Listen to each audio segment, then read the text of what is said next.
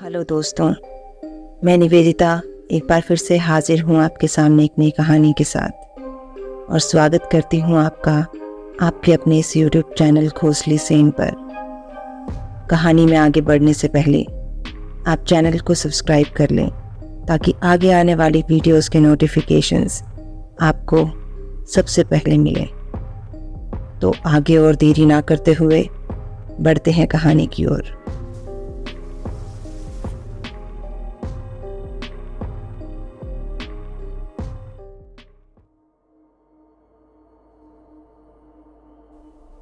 दोस्तों, मेरा नाम रागिनी है और आज की कहानी मेरे जीवन से जुड़ी हुई है।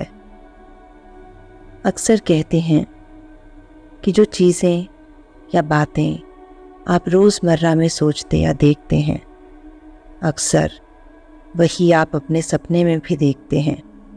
मेरे साथ भी कुछ यही हुआ था। बात उस समय की है जब मेरे पापा आर्मी में थे, इसलिए अक्सर उनका ट्रांसफ़र देश के अलग अलग हिस्सों में होता रहता था और इसी तरह हमें भी देश के अलग अलग जगहों पर जाकर वहाँ घूमने का मौका मिलता था। और इस बार हम आ पहुँचे थे मेघालय की राजधानी शिलांग में। सच में बहुत ही सुंदर जगह है। छोटे छोटे लकड़ी के घर, बहुत ही साफ सड़कें, ऊंचे पहाड़, सुंदर पार्क और झीलें, सब कुछ इतना खूबसूरत कि मानो जैसे हम जन्नत में रहने आ गए हों। हम सबको शिलांग बहुत पसंद आया था और पापा को भी। इसलिए पापा ने फैसला किया कि अब हम अपना खुद का घर लेकर शिलांग में ही रहेंगे। वैसे तो आर्मी क्वार्टर मिला हुआ था रहने के लिए, पर हम वहाँ अपना एक खुद का घर चाहते थे क्योंकि हम सभी वहाँ बस जाना चाहते थे। तो इसी के आगे घर ढूंढने की शुरुआत हुई। पापा के ऑफिस जाते ही मैं, मम्मी और मेरी बहन, हम तीनों लोग इंटरनेट पर घर ढूंढने में लग जाते थे और जो भी घर पसंद आता उसका एड्रेस नोट कर लेते। और इसी तरह हमने घरों की एक लिस्ट बना ली थी और संडे को घर देखने जाने का प्लान किया क्योंकि पापा भी उस दिन घर पर ही थे। घर की लिस्ट बहुत लंबी थी, इसलिए सभी ने मिलकर यह कंक्लूजन निकाला कि एक दिन में हम लोग 3 घर ही देखेंगे। और इसके लिए पापा ने एक गाड़ी भी बुक कर ली थी शनिवार तक। मेरी तो खुशी का कोई भी ठिकाना नहीं था। मैं बहुत खुश थी और सिर्फ मेरी ही खुशी का क्यों, घर में हर कोई खुश था कि इस सुंदर जगह में अब अपना खुद का घर होगा।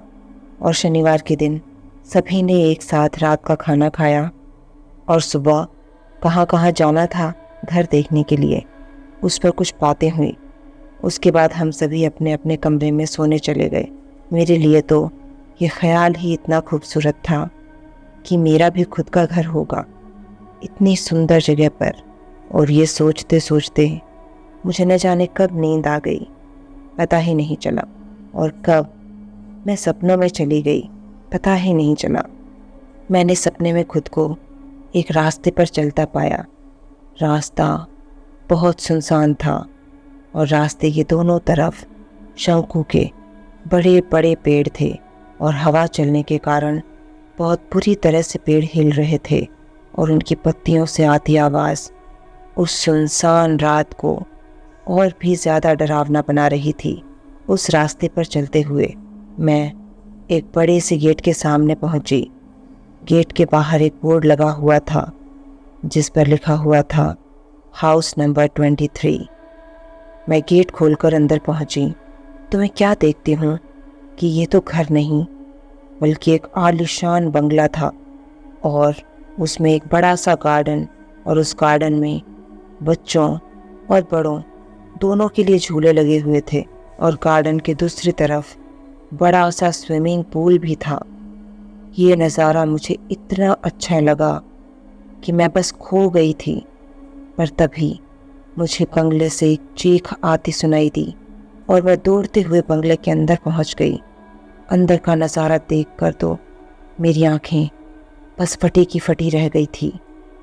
बड़ा सा आलीशान हॉल जिसमें शीशे के बड़े बड़े झूमर और सुंदर सुंदर पेंटिंग और बड़ा सा डाइनिंग टेबल था जिसमें एक साथ 20 लोग बैठकर खाना खा सकते थे।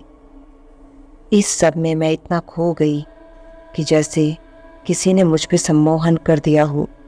तभी फिर से वो चीख मुझे दोबारा सुनाई दी। मैंने ध्यान से सुनने की कोशिश की तो पाया कि ये चीख ऊपर बने कमरे से आ रही थी और बिल्कुल समय न गंवाते हुए मैं सीढ़ियों से होते हुए ऊपर वाले कमरे के पास पहुंची। पर यह क्या, इस कमरे पर तो ताला लगा हुआ था। मैंने इधर उधर देखा तो एक कुल्हाड़ी नजर आई। जैसे ही मैंने कुल्हाड़ी को दरवाजे पर मारने के लिए उठाया तो ताला अपने आप ही खुल गया और मैं दौड़कर अंदर चली गई। पर अंदर जो देखा तो ऐसा लगा मान लो कि मैं वहीं फ्रीज हो गई थी, क्योंकि जो चीखने की आवाज़ आ रही थी वो किसी और की नहीं बल्कि मेरी बहन की थी। और वो अपनी उंगलियों से कमरे के कोने की तरफ इशारा कर रही थी। मैं तुरंत उस कोने में पहुंची तो पाया कि मेरे मम्मी पापा की लाश पड़ी है। और तभी मेरी माँ ने मुझे नींद से जगा दिया और तैयार होने के लिए कहा, क्योंकि आज रविवार था और आज हमें घर देखने जाना था। पर उस सपने ने मुझे बहुत परेशान कर दिया था, क्योंकि वो सब जो मैंने देखा था ऐसा लग रहा था कि वो सच में हुआ हो। खैर, मैंने खुद को संभाला और तैयार होकर नाश्ता करके गाड़ी में जाकर बैठ गई। फिर सबके साथ घर खरीदने के लिए निकल पड़ी।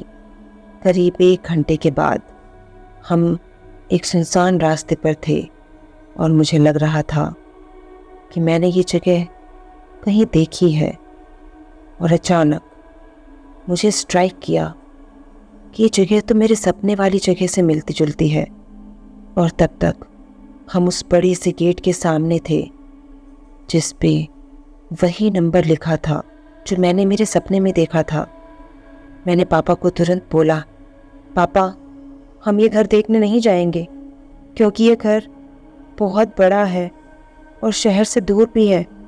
पर मेरे इस बहाने पर पापा ने बिल्कुल गौर नहीं किया और मौका पाकर मैंने अपनी माँ को सब कुछ बता दिया। और कहते हैं ना कि जो होनी होती है उसे कोई टाल नहीं सकता। पापा ने मम्मी की बात भी नहीं सुनी, या यूँ कहूँ कि सब सुनकर भी अनसुना कर दिया था। वो घर की तरफ ऐसे बढ़ रहे थे जैसे किसी ने उन्हें वश में कर लिया हो।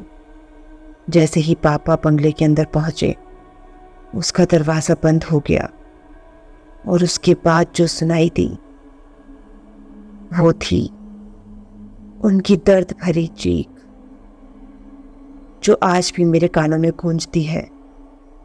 और वो आखिरी रात थी जब मैंने मेरे पापा को देखा था। हमने बहुत कोशिश की उस दरवाजे को तोड़ने की, पर वो दरवाज़ा नहीं खुला। और उस दिन के बाद से हमने शिलांग को छोड़ दिया। दोस्तों, हम उस जगह पर गए तो थे अच्छी यादों के लिए, लेकिन जो यादें हम लेकर लौटे वो जिंदगी भर हमारे दिलों में दर्द बनकर चुभती रहेंगी। तो ये थी वो कहानी जो मेरे जीवन से जुड़ी हुई थी। वो समय जो हमारे लिए बहुत मुश्किल था। मेरी कहानी में बस इतना ही। जल्द ही मिलते हैं आपसे एक नई कहानी के साथ। तब तक के लिए good bye and take care.